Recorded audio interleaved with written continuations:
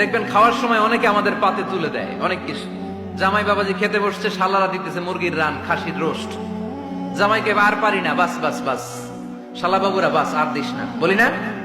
তার মানে জামাইয়ের জন্য এটা বাস, প্লেটে যা আছে যথেষ্ট। আল্লাহ বুঝাতে চাইলেন এই 30 পাড়ায় যা দিয়েছি বাস যথেষ্ট, নতুন করে সমাধানের জন্য অন্য কোথাও চোখ বোলানো লাগবে না। চিল্লা এখন ঠিক কিনা? সমাধান দিয়েছে আল্লাহ এই কোরআনে, সমাধান শামিল, অল এনকম্পাসিং সোশ্যাল সিস্টেম, সব দিয়েছে, কিছু বাকি রাখে নাই। সায়েন্স থেকে শুরু করে, সমাজ বিজ্ঞান থেকে শুরু করে, গার্হস্থ্য অর্থনীতি থেকে শুরু করে, সাহিত্য থেকে শুরু করে, হিস্ট্রি থেকে শুরু করে, প্রাগৈতিহাসিক বর্ণনা থেকে শুরু করে, আমাদের যার যা দরকার তা আল্লাহর কোরআনে আছে না নাই? এজন্য সমাধান খোঁজার জন্য আমরা চোখ রাখবো কোথায়?